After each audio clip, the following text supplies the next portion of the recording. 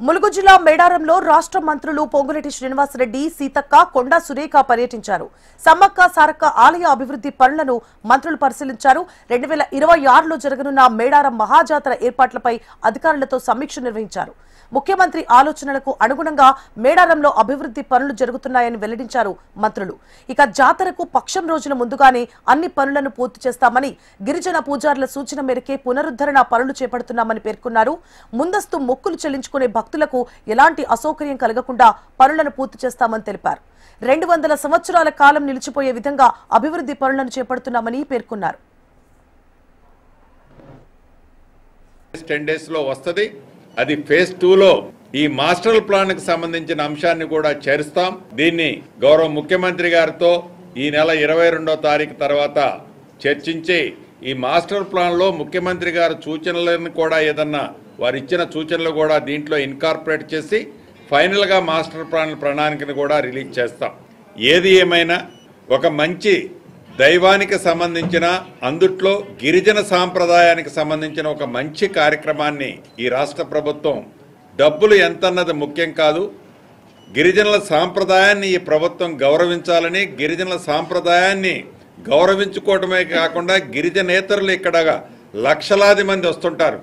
వారి అభిప్రాయాలకు అనుగుణంగా ఈ ప్రాంగణాన్ని ఒక 200 సంవత్సరాలు ఇందాక చెప్పినట్లు ఆ తరహాలో శాశ్వతంగా ఉండే విధంగా ఈ కార్యక్రమాన్ని చేపట్టి 100కి 100% మేడారం జాతర నాటికి ఈ కార్యక్రమాలన్నీ పూర్తి చేసి భక్తుల సౌకర్యార్థంతో పాటు గిరిజనుల ట్రెడిషనల్కి సంబంధించిన అంశాలన్నీ ఎక్కడా కాంప్రమైజ్ కాకుండా పూజారుల సూచనలతో వారి ఆలోచనలకు అనుగుణంగా ఈ కార్యక్రమం పూర్తి చేయబోతున్నామనేది చెప్పాలన్నది ఈ ప్రభుత్వ పక్షాన.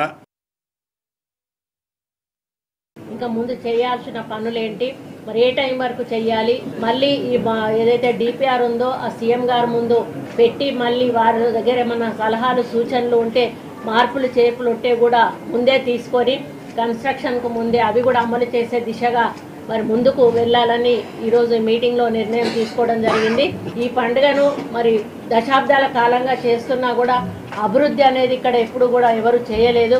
కానీ మన ముఖ్యమంత్రి గారు వారు ప్రత్యేకంగా దర్శించి దీన్ని ఒక మంచి షేప్ తీసుకురావాలి. ఈ యొక్క టెంపుల్కి మళ్ళీ ఎన్ని దశాబ్దాల తర్వాత మళ్ళీ వస్తారో, ఎవరు వస్తారో తెలియదు. కానీ ఈరోజు రేవంత్ రెడ్డి గారి నాయకత్వంలో మాత్రం ఈ యొక్క సమ్మక్క సారలమ్మ గుడి కన్స్ట్రక్షన్ అయిన తర్వాత ఇది మాత్రం చరిత్రలో నిలిచిపోతుందని చెప్పి నేను ఖచ్చితంగా చెప్పగలను.